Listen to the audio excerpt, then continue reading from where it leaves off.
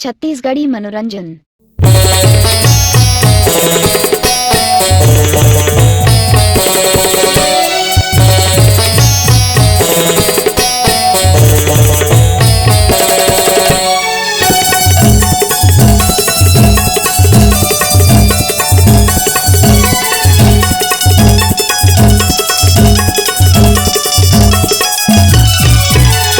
नौखंड ज्योति वो दाई जल 9 दिन राति वो।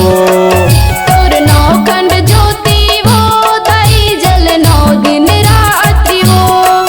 मर तरक महामाई वो मोर शीतला दाई वो।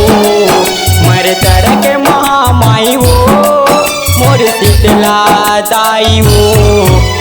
नौखंड ज्योति वो दाई जल 9 दिन रात्रि वो। नौखंड ज्योति वो दाई जल 9 दिन रात्रि वो।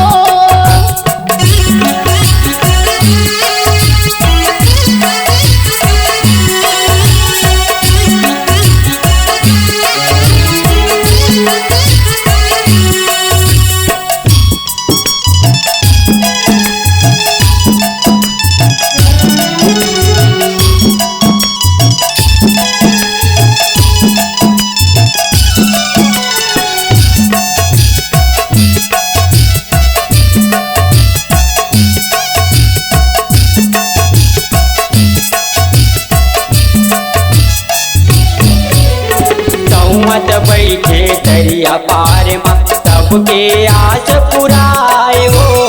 साहित्य तेला मोरली मतरी वो सब बर माया बगराए वो। सब बर माया बगराए ओ मैया सब बर माया बगराए ना। मत बैठे दरिया पार मा सबके आस पुराए वो। साहित्य तेला मोरली मतरी वो सब बर माया बगराए वो। सब बर माया बगराए ओ मैया सब बर माया बगराए ना। मर तरक महामाई वो मोर शीतला दाई वो। मर तरक महामाई वो मोर शीतला दाई वो। नौखंड ज्योति वो दाई जल 9 दिन रात्रि वो। नौखंड ज्योति वो दाई जल 9 दिन रात्रि वो।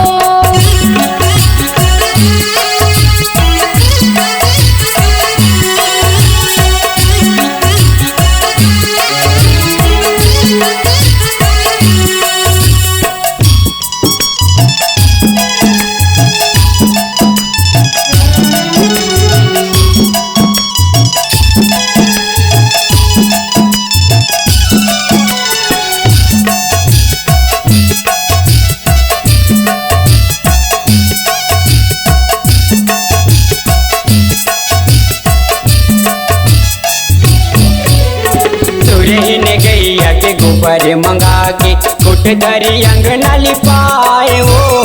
संजा बिहनिया हो आरती गाँव भर सब सकलाए वो। गाँव भर सब सकलायो भैया गाँव भर सब सकलायो।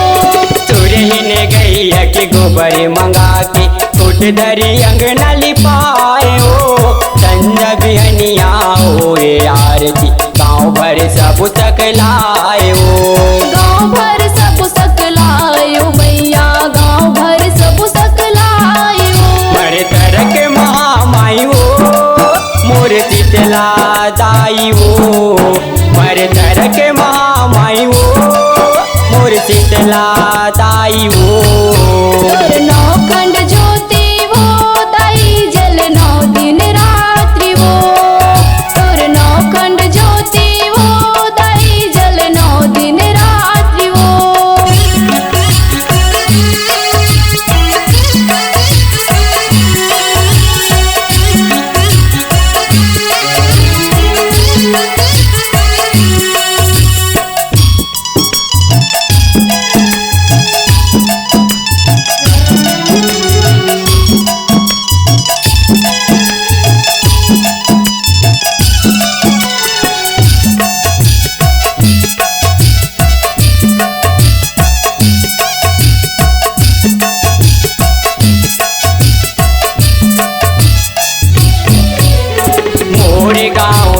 वीर बजरंगी ठाकुर देव चाहे हो घोड़ापुरी के बीत कारम चितेश्वर आसन जमाए हो चितेश्वर आसन जमाए ओ मैया चितेश्वर आसन जमाए ओ मोरे गाँव के वीर बजरंगी ठाकुर देव चाहे हो घोड़ापुरी के बीच कारम चितेश्वर आसन जमाए हो चितेश्वर आसन जमाए ओ मैया चितेश्वर आसन जमाए ओ पन मिर्च सुरहा के करहु सहाई हो पन मिर्च सुरहा के करहु सहाई हो तोर नौखंड ज्योति वो दाई जल 9 दिन रात वो तोर नौखंड ज्योति वो दाई जल 9